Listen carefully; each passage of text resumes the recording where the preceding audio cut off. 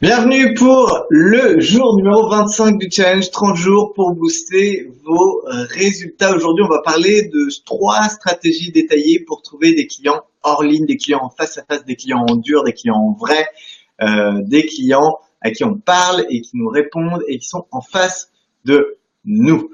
Donc, trouver des clients quand on est coach, consultant, formateur ou thérapeute, eh bien, qu'est-ce que je veux dire par des clients en ligne, hein? Peut-être que ça ne va pas vous parler. Trouver des clients hors ligne, c'est aller à la rencontre de vos clients potentiels, faire connaissance, les rencontrer. Et donc, dans cette vidéo, je vais vous partager clients hors ligne, justement vos clients en face à face, parce que c'est un petit peu compliqué souvent quand on va dans un événement, un réseautage ou un événement comme ça où on est susceptible de rencontrer des clients, et c'est pas toujours simple de savoir quoi faire.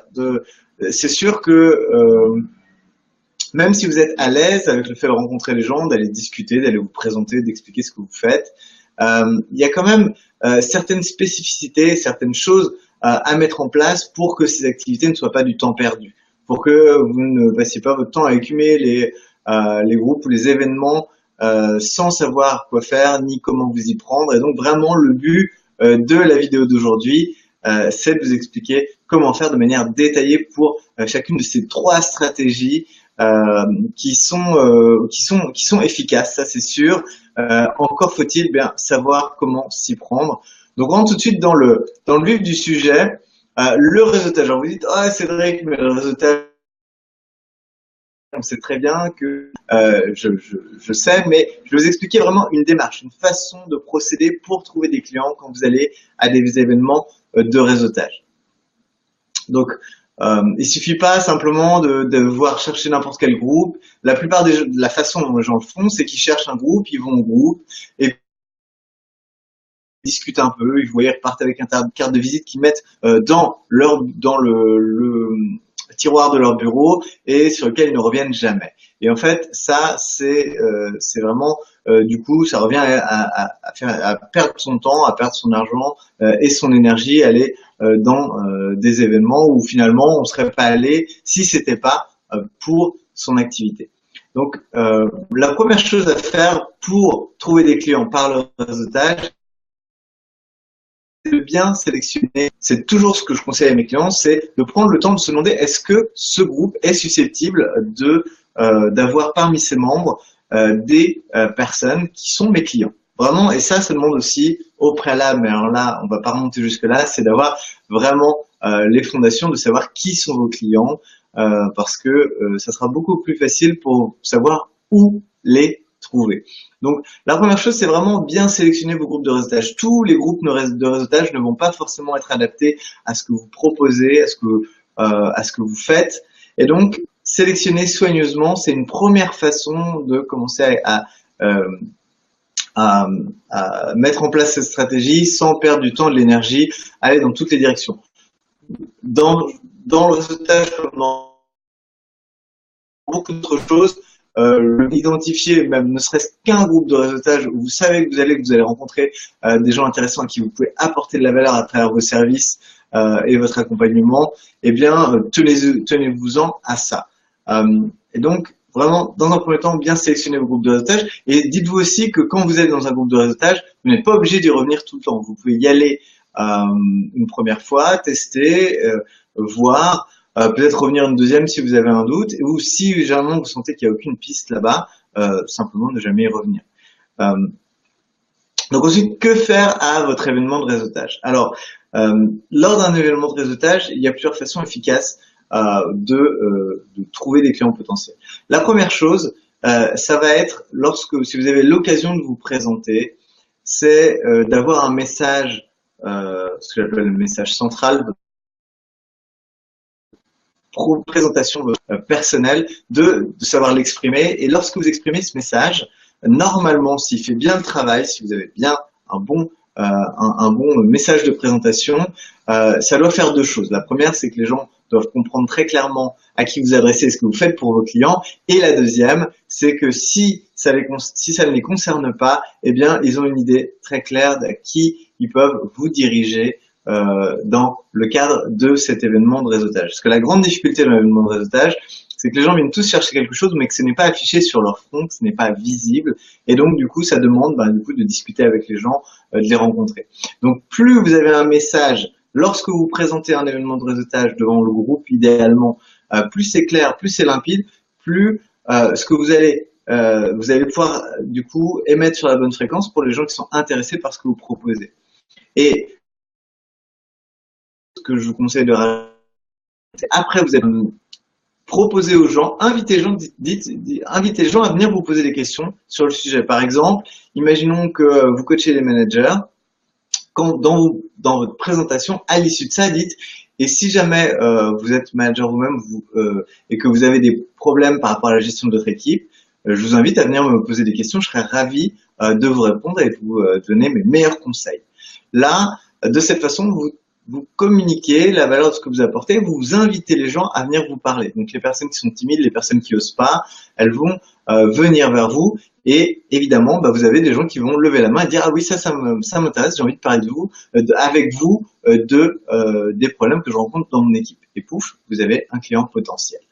Donc ça, c'est important. Ensuite, dans un réseautage, ce qui va être très intéressant, c'est quand vous êtes en conversation avec quelqu'un qui pourrait être un client potentiel, pose-lui les bonnes questions. Et par les bonnes questions, c'est en fait donnez-lui l'opportunité de vous parler des problèmes que vous pouvez l'aider à résoudre.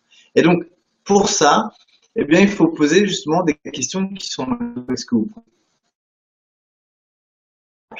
si votre manager il a des problèmes avec ses équipes, vous allez peut-être lui demander c'est quoi les problèmes que vous rencontrez, quel est l'outil de management que vous utilisez, quel parcours de formation est-ce que vous avez suivi. Ça va avoir du sens pour lui et pour vous, parce que lui vous allez pouvoir cerner un petit peu le niveau de compétence de la personne par rapport au challenge qu'elle rencontre, et vous, de votre côté, vous allez pouvoir apporter de la valeur au niveau où il y en a besoin. Et donc, le fait de poser ces questions, ça va poser un cadre, dans lequel ça peut avoir du sens après coup de reconnecter, parce que c'est l'étape d'après. Une fois que vous avez posé les bonnes questions et que la personne vous a parlé de sa problématique, ça va avoir du sens de lui proposer sur le moment ou de la rappeler plus tard en lui disant on avait parlé de ça, je veux savoir où vous en êtes, et éventuellement ce qu'on aura pu faire aussi au préalable, c'est lui envoyer peut-être un livret ou un article qu'on trouve particulièrement intéressant sur le sujet de sa problématique. Ça, c'est une façon d'être utile. Quand la plupart des gens en réseautage viennent pour essayer de récupérer des choses, eh bien vous venez en apportant de la valeur aux personnes que vous avez rencontrées à ce groupe de réseautage, vous l'enrichissez par votre présence et du coup, l'événement a plus de valeur pour tout le monde. Donc, à partir du moment où vous avez pu continuer la conversation après l'événement de réseautage, eh bien là vous pouvez, si ça a du sens, proposer une session 1, 2, 3 clients pour aider la personne à identifier sa problématique, voire à travailler ensemble. Donc voilà pour cette première stratégie détaillée, les réseautages. Donc je récapitule rapidement. Sélectionnez les bons groupes de réseautage sans vous faire une obligation d'aller à tous les groupes que vous trouvez, mais surtout ceux qui sont susceptibles d'avoir parmi leurs membres votre profil de client. Ensuite, avoir un message bien affûté et vous présenter au groupe et inviter les gens à venir vous poser des questions sur votre sujet d'expertise quand vous êtes en conversation avec eux. Posez les bonnes questions, posez des questions qui permettent de faire ressortir là où vous allez apporter de la valeur à la personne que vous avez en face de vous, puisque vous êtes un événement de réseautage. C'est toujours l'intérêt principal, c'est de connecter et de pouvoir s'apporter de la valeur mutuellement. À l'issue de ça, si ça a du sens, proposez à la personne de lui envoyer une information pour toujours apporter de la valeur et contactez-la a posteriori pour voir si ça aurait du sens de lui proposer une session 1, 2, 3 clients. Donc voilà pour cette première stratégie de réseautage. On va passer à la deuxième avec le fait de donner des conférences ou des présentations. Ça, c'est une autre façon très efficace de trouver des clients hors ligne. Et c'est, alors, encore une fois, Donner des conférences, ça donne tout de suite une dimension d'autorité. Ça donne, lorsque vous êtes invité à venir intervenir, parler en public ou donner un atelier ou quoi, tout de suite, il y a une forme de crédibilité qui vous est conférée, qui fait que les personnes qui sont participants et qui viennent assister à votre conférence ou à votre présentation vont vous reconnaître inconsciemment une forme d'autorité sur le sujet. Sinon, elles ne seraient pas là, elles seraient parties. Le fait d'être là à votre événement. Donc, comment est-ce que vous allez trouver des clients lors des conférences ou des présentations? Alors là, on est dans le contexte où c'est vous qui allez donner des conférences ou des présentations. Si vous y allez en tant que participant, je vous invite, par exemple, à utiliser la façon de procéder que je vous ai expliqué dans la stratégie numéro 1, donc avec le réseautage, puisque vous allez plus être en type de contexte où vous allez rencontrer d'autres personnes. Et si vous avez l'occasion de vous présenter, ça peut avoir du sens. Mais là, vraiment, on va parler de ce que vous faites, vous, pour donner des conférences et des présentations. Donc, une chose toute simple que vous allez faire, et je pense que c'est encore une fois un souci de faire du repérage, c'est d'identifier les groupes, les associations, les groupements qui sont susceptibles d'avoir parmi elles vos clients potentiels. Ça, c'est pour ça que c'est tellement important de savoir très précisément qui sont vos clients, parce que si vous ne savez pas, essayer de faire des présentations, du réseautage, enfin n'importe quelle stratégie va être toujours beaucoup moins efficace et apporter beaucoup moins de résultats que si vous savez que vous allez à un endroit où vous êtes susceptible de trouver des clients potentiels et que vous y allez avec un message qui va capter leur attention.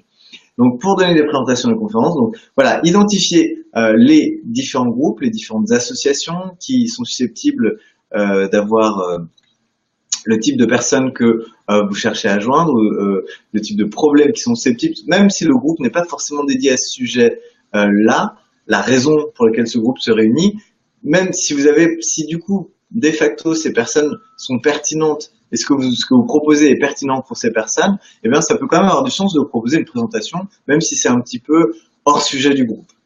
Donc, donnez donc, vous identifiez le groupe et ensuite vous allez simplement écrire au responsable du groupe ou de l'association ou de l'organisme ou de l'entreprise et vous allez lui fournir votre kit de conférence ou de présentation qui va contenir la présentation de votre intervention, en quoi elle consiste, de quoi vous allez parler, quels sont les différents points d'apprentissage, à quel public elle est destinée, et puis une brève présentation de vous avec vos coordonnées pour que la personne, si elle est intéressée, puisse vous joindre.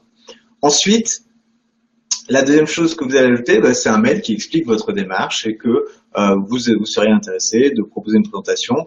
Vous pouvez le faire gratuitement. C'est à condition, et ça il faut vraiment que vous soyez au clair, à condition qu'on vous laisse un moment pour parler de votre activité et qu'on vous laisse faire entre moment votre moment de pub. Parce que si on vous laisse pas faire ça, là du coup ça sera pas forcément intéressant, ça sera beaucoup moins efficace. Donc donc voilà, vous allez communiquer, contacter différents organisateurs qui vont organiser une conférence en présentation en atelier. Vous leur communiquez les choses, vous faites le suivi après coup, vous les rappelez pour leur demander s'ils ont bien reçu les informations, parce que des fois ça se perd, surtout dans les associations, et ensuite vous allez intervenir. Le jour J, vous donnez votre conférence, et à l'issue de la conférence, ce que vous allez faire, c'est inviter les gens à bénéficier d'une session 1, 2, 3 clients dans laquelle vous allez accompagner vos clients potentiels, ces personnes qui ont levé la main, qui disent oui, moi ça m'intéresse, ces gens en général qui ont apprécié l'atelier et qui ont envie d'aller plus loin, vous leur offrez de la valeur supplémentaire en leur proposant une session de 3 clients et donc vous leur donnez un formulaire à remplir, vous expliquez en quoi consiste la séance et vous leur donnez un formulaire à remplir pour être candidat. Sachant qu'en fonction de la qualité des réponses, vous pourrez choisir d'attribuer un certain nombre de séances à notre client. Et à l'issue de ces séances à notre client, vous allez avoir de nouveaux clients. Donc ça, c'est la deuxième stratégie détaillée pour trouver des clients à travers ces présentations. La troisième stratégie, c'est organiser des événements. Alors, un ou des événements, commencez par un plutôt que plusieurs à la fois, ça sera plus simple. Donc, alors, comment organiser un événement, encore une fois, pareil, ça vous donne une dimension de crédibilité, ça vous donne une forme de visibilité. et si vous ciblez bien le sujet des personnes qui sont des clients potentiels pour ce que vous proposez, pour ce que vous avez à proposer. Donc dans ce cas-là, comment vous pouvez vous simplifier la tâche? Moi, ce que je vous recommande de faire, si vous organisez vous-même, ce qui est difficile, c'est de faire bouger les gens. C'est de faire la com, de faire et ça, ce qui peut vraiment vous simplifier les choses, c'est repérer des gens qui pourraient être des partenaires avec qui vous allez co-organiser l'événement pour diviser l'effort de promotion et mettre en commun les différents publics, les différents participants que vous allez pouvoir réunir. Donc, par exemple, si par exemple vous êtes peut-être vous êtes coach budgétaire, ça peut d'organiser un événement avec peut-être un comptable, par exemple. Ou je sais pas, après ça dépend quelle est votre discipline et à quel point est-ce qu'il risque d'avoir un overlap sur le même sujet de l'argent tout en étant sur deux sujets complémentaires. Et en co-organisant l'événement, vous allez avoir moins de travail à faire pour organiser votre événement, faire venir les gens, et ça va vous permettre de faire quelque chose de gagnant-gagnant, aussi bien pour vous, pour votre ou vos partenaires, que pour les participants de l'événement, parce que évidemment, il faut que votre événement, il porte un nom, il ait une promesse, il est attractif et qui intéresse vos clients potentiels. Donc une fois que vous allez organiser l'événement, ça, il faut déterminer le format, comment est-ce que vous voulez le donner en fonction de combien d'intervenants que vous avez. Et prévoyez aussi, encore une fois, de la même façon que dans la deuxième stratégie, prévoyez de proposer à l'issue de votre intervention un formulaire sur lequel les gens peuvent candidater pour bénéficier d'une session de 3 clients au cours de laquelle on va les accompagner, identifier leurs problématiques, leurs challenges et leur permettre de bénéficier de vos conseils, de votre expertise et de votre accompagnement. Donc voilà pour les 3 stratégies. Donc on a le réseautage, on a le fait de donner des conférences et des présentations, et puis organiser des événements. Ça, c'est aussi une très très bonne façon de trouver des clients hors ligne. Et bien sûr, avec le prérequis, il faut savoir qui sont vos clients pour pouvoir justement cibler tout ça, organiser tout ça de manière cohérente. Donc maintenant, on arrive au moment de l'action. Alors dites-moi dans les commentaires quelle est la stratégie que vous allez mettre en œuvre, et n'hésitez pas à détailler un peu, je serais ravi de vous faire un retour sur ce que vous aurez écrit, sur ce que vous aurez mis en place à partir des conseils qui sont dans la vidéo. Donc je vous ai détaillé la stratégie de réseautage avec vraiment des points clés que la plupart des gens ignorent. Donc basez-vous sur ces éléments-là.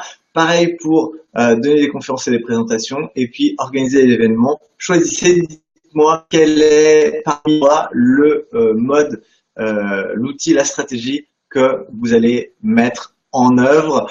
Je vous remercie de votre attention et je vous dis à très bientôt pour la suite du challenge 30 jours pour booster vos résultats.